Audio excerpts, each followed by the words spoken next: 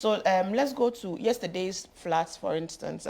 We've since received some briefing as to what accounted for the floods in some of the areas, yes. And from the briefing that we have gotten, the worst affected areas were the Ofankor Highway, the Shiashi area, Springtex, as you yourself can attest to, and Palace Mall area. And all of those floods around, all the flood around these areas was as a result of the depression in the road, as well as the roadside drains that, you know, had not been functioning well because of, again, siltation, as we know. And we saw in some of your videos the crass behavior of some citizens pouring solid waste into drains, especially when it's raining, with the belief that the rainwaters will carry these solid waste to where? You know, that's the question, to where? You know, and so there's a very complex conundrum with this matter that, yes, we must use the instrument of policy, regulation, enforcement, but also attitudinal and behavioral consistent change, you know, campaigns to ensure that citizens adopt the necessary habits that will inform our behavior, even, you know, before some of these flood situations. The second area that was mostly affected in Greater Accra region was the lakeside Ashie and the environs. And for here, apparently, it's as a result of some individuals who had encroached the Mahama drain and filling the dam at Adenta Fulani area. So here again, we have a major problem with clogged drains, which perennially accounts for parts of the flooding, one of the reasons for the flooding that we have. So there's also a newly constructed drain in those areas, which also was heavily choked with solid waste. In the same lakeside? Yes, around the lakeside area. So the task force, as we know it, His Excellency put together a task force, and they did an aerial scan of Accra to look at the flood-prone areas, and they're collaborating with various engineers. In fact, the desilting had started in some of the major drains, the Odo being the major project that, you know, currently continues to sit on government books, also because of the project. You know, there's an ongoing IMF project that is looking really at dealing, you know, comprehensively with the flood and solid waste management. I think it's the Accra Resilience. I got the name earlier. I think I don't know. Yes, it's a very long. It's a long name.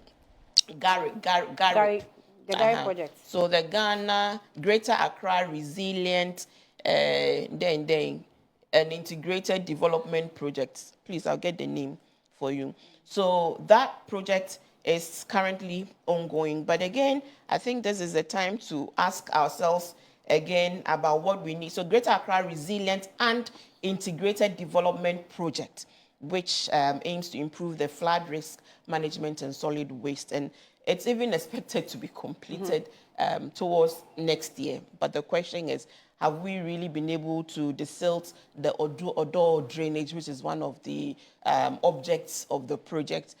We know that a lot of money was pumped into the sanitation sector in the last administration, but obviously there remains quite a lot of work to be done. If you ask me, how do we find a comprehensive solution to this perennial problem of flooding within the Greater Accra region? You would recall that as the long-term measure, His Excellency was at the Dodowa Park, I think on Friday that it was, during the thank you tour for the Greater Accra region, where he gave indications, strong indications, said again, about the prospects of moving the capital to, you know, another location, just as we will be able to decongest Accra. Accra is obviously decongested. And if you look at the fast and rapid urbanization that, you know, we are experiencing in most of our major capitals, Greater Accra region, Ashanti region, Western region, even Tamale, which is described as the fastest developing metropolis within the sub-region. You obviously know that it comes with problems with land use and problems with social service and access to those social services. So the rapid urbanization is leading to bigger problems where the functionality of land use has become more about living spaces.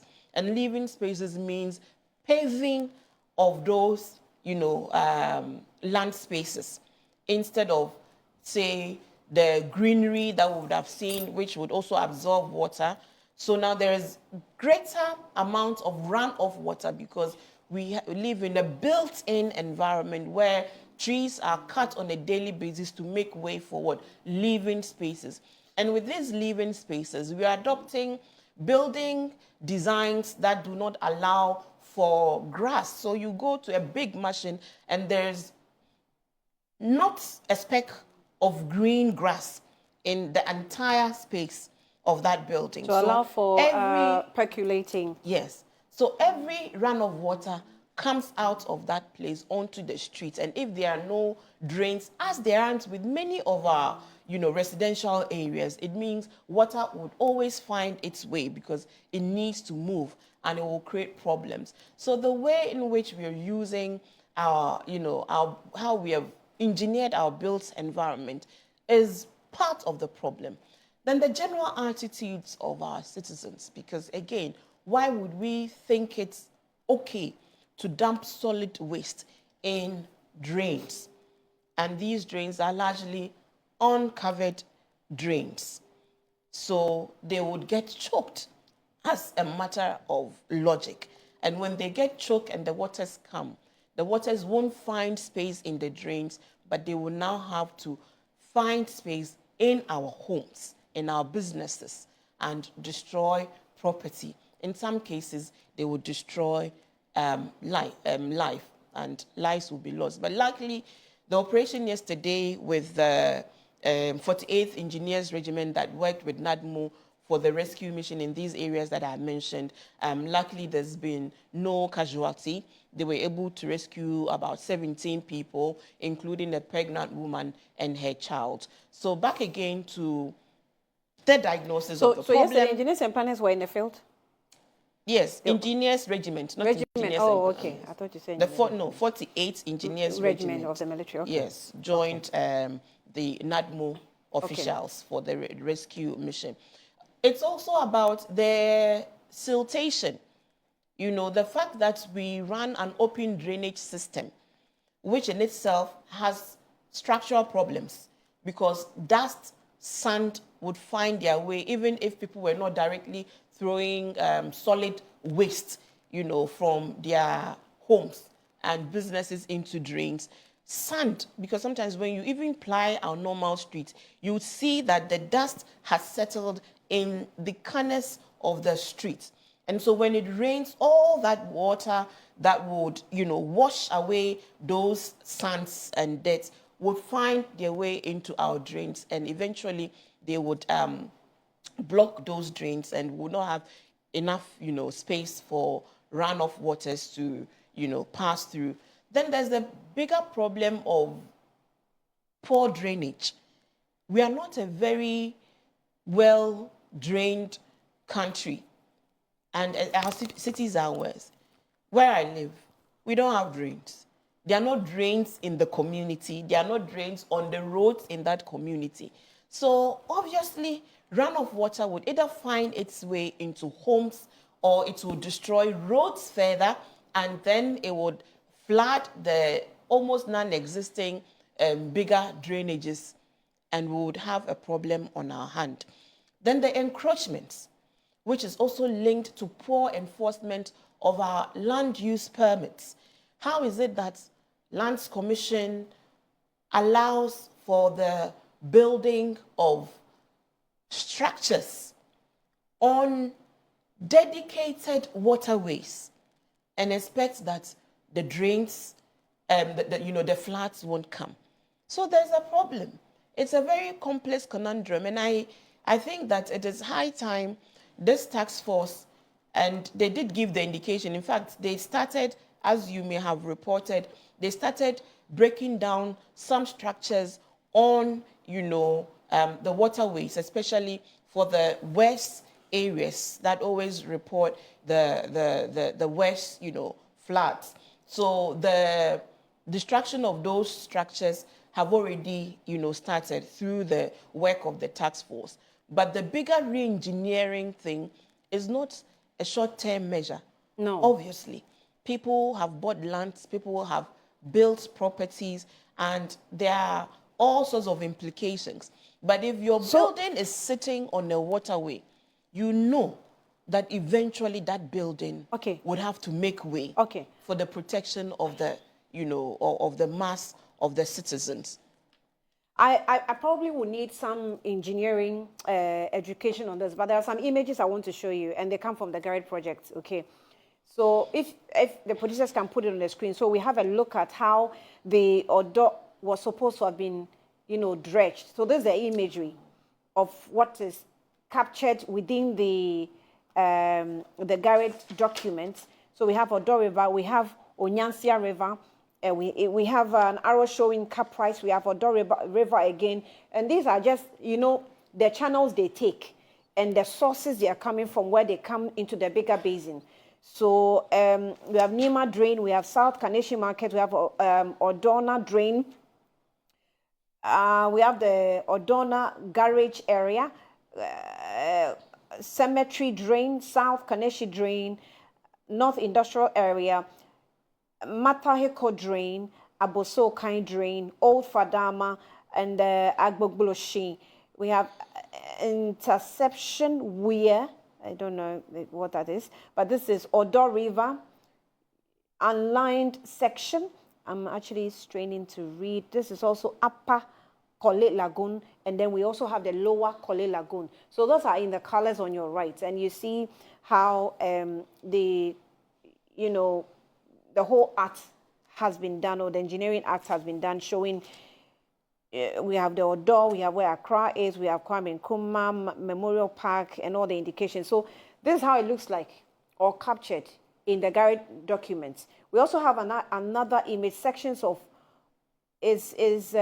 named sections of Odo channel for dredging. Okay, that's also on your screen. And that's also captured in the, Garrett project. We want to see, at least if we get a report on this, because the areas have already been demarcated on where we have to work on. Like you indicated, they have, I think this report you received also came in timely. Yes. Because it's just yesterday.